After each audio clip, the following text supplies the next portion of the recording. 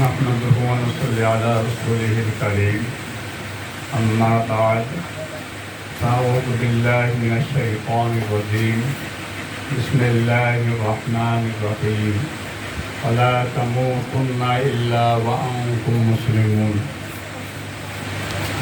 قال الله تعالى الذين يذكرون الله قياما وقعودا وعلى جنوبهم إلى آخر الآيات قال رسول الله صلى الله عليه وسلم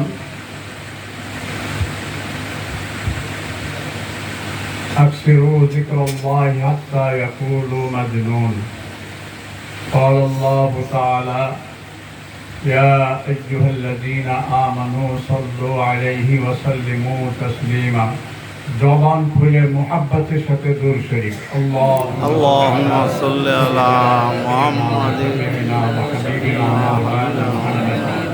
সাল্লাল্লাহু আলাইহি ওয়া আলা আলিহি ওয়া সাহবিহি ওয়া বারাক اللهم صل على سيدنا ونبينا وسيدنا وحبيبنا مولانا محمد صلى الله عليه وعلى آله وصحبه وبارك وسلم اللهم صل على سيدنا ونبينا وشفيعنا وحبيبنا مولانا محمد صلى الله عليه وعلى آله وأصحابه وبارك وسلم সম্মানিত হাজিরিন,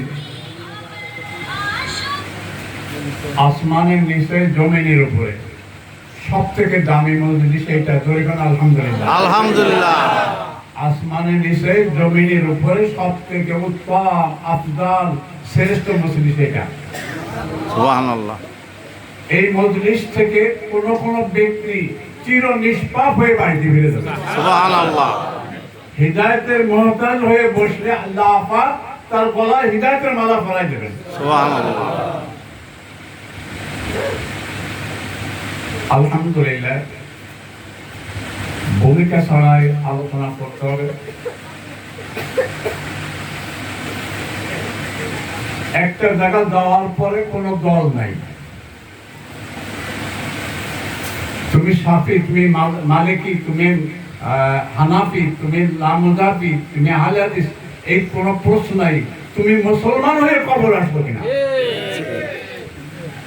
তুমি মুসলমান হয়ে কবরে আসলো কিনা? ওয়ালা তামুতুন্না ইল্লা ওয়া আনতুম মুসলিমুন। আল্লাহ পাকের ঘোষণা, মুসলমান না হয়ে মৃত্যুবরণ করিও না। ওইখানে প্রশ্ন তিনটা। তুমি কোন দলের, কোন পীরের, কোন বংশের, কত শিক্ষিত, কত টাকার মালিকের কোন প্রশ্ন নাই। প্রশ্ন হলো আমার রব, তোমার রবকে, তোমার পালনেওয়ালা, বাঁচানেওয়ালা, মাননেওয়ালা, ইজ্জত দেনেওয়ালা কে? রব্বি আল্লাহ। যারা সহি ঈমানওয়ালা, কলেমাওয়ালা, আল্লাহওয়ালা, তাদের জবান থেকে বাইর হয়ে যাবে রব্বি আল্লাহ। তার জবান থেকে বাইর হবে কি ভাই? রব্বি আল্লাহ। এরপরে মা দিন, তুমি কোন ধর্মের অবলম্বী, তুমি কোন ধর্মের লোক, তোমার ধর্মটা কি ছিল? যারা সত্যিকার কুরআন ও সুন্নাহ অনুযায়ী, আহলে সুন্নাত ওয়াল জামাতের পরে ইস্তেকামাত হয়েছে মওত পর্যন্ত, তাদের জবান থেকে বাইর হয়ে যাবে দ্বীন ইয়াল ইসলাম। সুবহানাল্লাহ। তাদের জবান থেকে বাইর হবে কি ভাই? দ্বীন ইয়াল ইসলাম। এরপরে তৃতীয় প্রশ্ন, মা হাদা রাসূলুল্লাহি বইসা বিকুম। কালপুরার মোল্লাটা পূর্ব প্রান্তের শেষ সীমায়, ওইখান থেকে যদি একজন মুসলমান মৃত্যুবরণ করে মদিনা পর্যন্ত রাস্তা হয়ে যাবে, বলবে ওই একটা মানুষ দেখা যায়, তুমি কি চিনো তাকে? মা হাদা রাসূলুল্লাহি বইসা বিকুম, যে আল্লাহওয়ালা, কলেমাওয়ালা, ঈমানওয়ালা, সহি মুসলমান, সে বলবে হুয়া রাসূলুল্লাহ সাল্লাল্লাহু আলাইহি ওয়াসাল্লাম। এই তিনটে প্রশ্নের জবাব সহিভাবে দেওয়ার সাথে সাথে আসমান থেকে আওয়াজ আসবে, আল সাদাক্তা আবদি। এই ফেরেশতারা আমার বান্দার বান্দি সত্য কথা বলছে। অলবিসু মিনাল জান্নাহ, আমার বান্দার কবরে জান্নাতের বিছানা বিছায় দাও।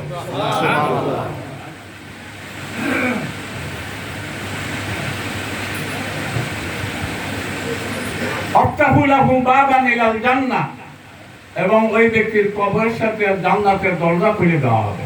সুবহানাল্লাহ। আরেকটা জিনিস, সেটা হলো যার সঙ্গে তার মোহাব্বত, কোন যার সাথে মহব্বত, তার সঙ্গে তার কিয়ামত। তার সঙ্গে তার কিয়ামত। যার সঙ্গে তার মোহাব্বত, কোন যার সঙ্গে তার মহব্বত, তার সঙ্গে তার কিয়ামত। তার সঙ্গে তার কিয়ামত। এই গত 2-3 সপ্তাহ আগে বাগেরহাটে শায়েখে চরমনাইয়ের মাহফিলে গেছিলাম, এবং মরহুম শায়েখ রহমতুল্লাহ আলাইহি চরমনাইয়ের ময়দানে বহুবার বলছে, খোদার কসম, দল ভারী করে আমাদের মাকসাদ না, লোক বেশি আনু এটা আমাদের মাকসাদ না। মাকসাদ হলো হৃদয় মাওলা আল্লাহ পাকের কিছু সহি বান্দা করে উঠুক, কিছু আল্লাহওয়ালা বান্দা করে উঠুক, কলে মাওলা ঈমানওয়ালা বান্দা করে উঠুক। এই জন্য ভাই, মানার ভিতরে মানুষের জিন্দেগির সফলতার কামিয়াবি। কিসের ভিতরে? মানার ভিতরে, আমলের ভিতরে মানুষের জিন্দেগির সফলতার কামিয়াবি। আমার ভাইরা, আমার বন্ধুরা, একটা জিনিস ভালো করে মনে রাখেন, যেহেতু এটা জিকিরের মজলিস। কিসের মজলিস?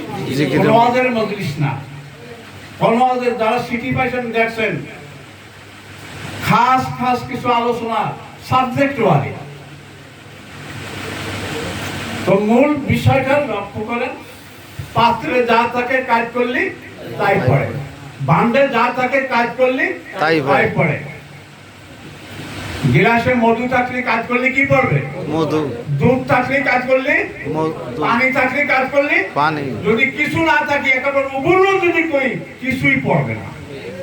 আমার এই 3.5 হাত গ্লাসের ভিতরে আমি যদি আল্লাহ পাকের জিকির দ্বারা ভরে কবরে যাইতে পারি, আমি যদি আল্লাহর প্রেম, ভালোবাসা, মোহাব্বত ভরে মৌতের বিছানায় শুইতে পারি, আমার সিনার ভিতরে, আমার কলবের ভিতরে যদি লা ইলাহা ইল্লাল্লাহ, লা ইলাহা ইল্লাল্লাহ এই বলে নিয়ে আমি মৌতের বিছানায় শুইতে পারি, কোন মোল্লা মৌলবী ডাকার দরকার হবে না, তওবা পড়ানোর দরকার হবে না। কুল্লুই নাই নেতার সুয়াবি মাফি, বান্ডে যা তাকে কাজ করলি তাই পড়ে। হাত পা অবাস হয়ে যাইতে পারে, জবান বন্ধ হয়ে যাইতে পারে, কলবের থেকে বাইরে যেতে থাকবে লা ইলাহা ইল্লাল্লাহ, লা ইলাহা ইল্লাল্লাহ, মুহাম্মাদুর রাসূলুল্লাহ। আর মানুষের জীবনে সবথেকে চরম চাওয়া পাওয়া এইটাই যে মৌতের সময় আমার জবানের লাভ কলেমা জারি করে দেয়। মানুষের জিন্দেগির সবথেকে বড় সফলতার কামিয়াবি আর চাওয়া পাওয়া হলো, আল্লাহ পাক আমার মুমূর্ষ অবস্থায় আমার যখন জান কান্দারি হবে, ওই মুহূর্তের জন্য আমার কলমের থেকে আল্লাহ পাক আমার জবানে জারি করে দেয় লা ইলাহা ইল্লাল্লাহ। এর জন্য শর্ত, এর জন্য কি আছে? শর্ত আছে। আর শর্তটা দেবে কে? আল্লাহ। শর্তটা দেবে কে? আল্লাহ। ওয়াসাব্বিহুহু বুকরাতান ওয়া আসীলা, সকাল আর সন্ধ্যা এই দুইটা টাইম তোমরা আমি আল্লাহর জিকির করো। এই কথাটা কার? আল্লাহ। এই কথাটা কার? আল্লাহ। এই কথাটা কার? আল্লাহ। ফায়দা কি, লাভ কি? কিতাবের ভিতরে আসছে, যেহেতু দুনিয়ার পেরেশানির ভিতরে আমরা হাবুডুবু খাই, দুনিয়ার মোহে, টাকা পয়সা, দ্বন্দ্ব, গাড়ি বাড়ি, জায়গা জমি, দোকান, ব্যবসা বাণিজ্য, চাকরি বাকরির ভিতরে আমরা লিপ্ত। কি করেন, ঠিক না? সার্বক্ষণিক জবানের জিকির রাখা খুব কঠিন, কিন্তু ফজরের নামাজের পরে বেলা ওঠা পর্যন্ত, কি পর্যন্ত?